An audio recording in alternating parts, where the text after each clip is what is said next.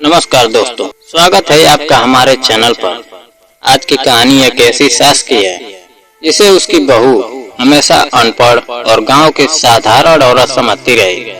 लेकिन एक दिन ऐसा सच सामने आया जिसने उसके घमंड को चूर चूर कर दिया। नव्या एक बड़ी कंपनी में काम करती थी और उसे अपनी पढ़ाई लिखाई तथा अंग्रेजी बोलने पर बहुत गर्व था। उसकी सास सुहासिनी देवी गांव में पली बड़ी बेहद सरल महिला थी। उनका पहनावा सादा था और बोलने का तरीका भी बिल्कुल सामान्य था। नव्या को लगता था कि उसकी सास आधुनिक दुनिया की कोई समझ नहीं रखती। जब भी घर में कोई मेहमान आता, वह कोशिश करती कि सुहासिनी देवी ज्यादा सामने न आए।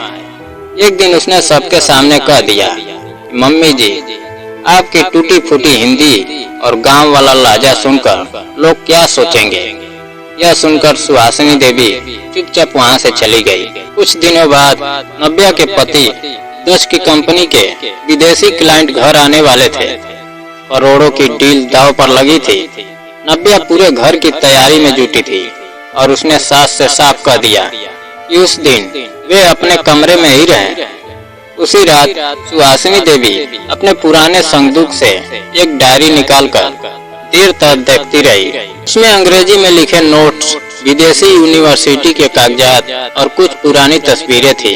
अगले दिन पड़ोस की एक बुजुर्ग महिला ने नव्या से कहा कि तुम्हारी सास तो कभी अंग्रेजी और भाषाओं की बहुत बड़ी विद्वान थी। नव्या को विश्वास नहीं हुआ। उसी रात उसने अपनी सास को एक पुरानी अंग्रेजी किताब पढ़ते देखा और उनके हाथ से एक तस्वीर गिर गई। तस्वीर में युवा सुहासिनी देवी लंदन के एक अंतर्राष्ट्रीय सम्मेलन में मेडल लेते हुए दिखाई दे रही थी। नव्या हैरान रह गई।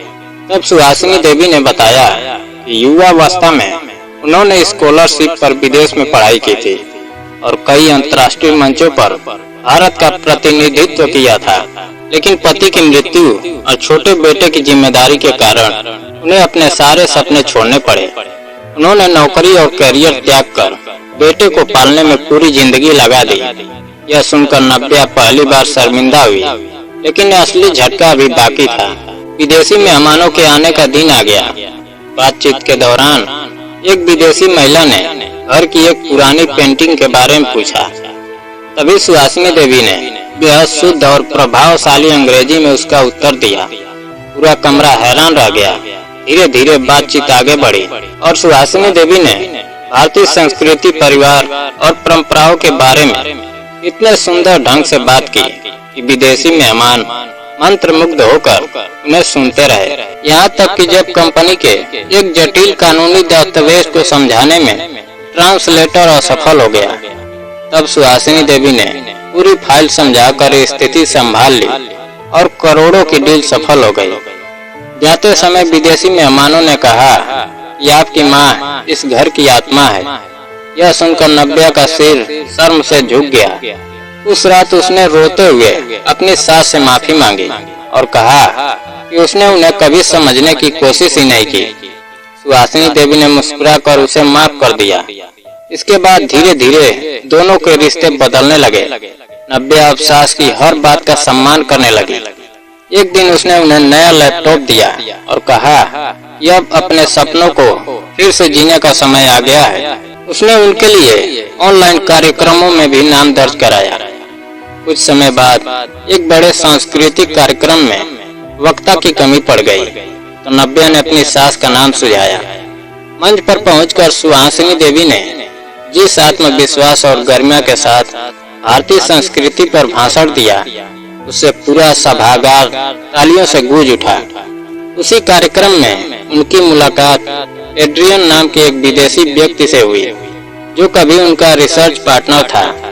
उसने बताया कि वर्षों पहले उनसे प्रेम करता था और चाहता था कि वे उसके साथ विदेश में रहे, लेकिन परिस्थितियों के कारण सुहासिनी देवी ने परिवार को चुना और अपने सपनों के साथ अपने प्रेम का भी त्याग कर दिया।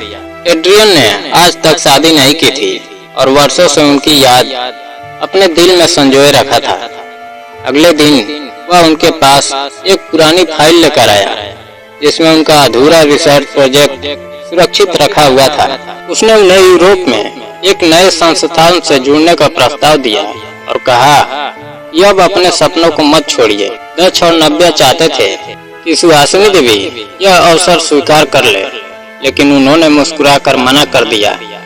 उन्होंने कहा कि अब वे अपने सपनों को अकेले नहीं जीना चाहती, बल्कि उन महिलाओं को आगे बढ़ाना चाहती हैं जो परिस्थितियों के कारण खुद को कमजोर समझने लगती हैं। इसके बाद उन्होंने एक भाषा और व्यक्तित्व विकास केंद्र शुरू किया, जहां गांव और छोटे शहरों की महिलाओं को मुफ्त में शिक्षा और आत्मविश्वास दिया जाने लगा।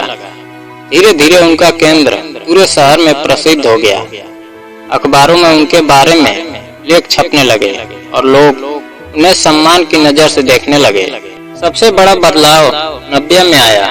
जो बहू कभी अपनी सास से शर्मिंदा होती थी, वही अब हर जगह गर्व से उनका परिचय करवाती थी। एक महिला सशक्तिकरण कार्यक्रम में जब उससे पूछा कि उसकी जिंदगी बदलने वाली सबसे बड़ी महिला कौन है, तो उसने मंच पर अपनी सास को बुलाया और रोते हुए कहा कि वह उन्हें कभी साधारण और अनपढ़ समझती थी, लेकिन आज जान गई है कि असली शिक्षा डिग्री में नहीं है, बल्कि त्याग, अनुभव और संस्कारों में होती है। पूरा सभागार तालियों से गूंज उठा और सुहासिनी देवी की आंखों में आंसू आ गए। उन्हें लगा कि जिंदगी ने उनसे जो छीना था उससे कहीं ज्यादा वापस दे दिया है। उस दिन नव्या को भी समझ आ गया कि अक्सर जिन लोगों को हम सबसे साधारण समझते हैं, वही हमारी जिंदगी की सबसे असाधारण कहानी होते हैं।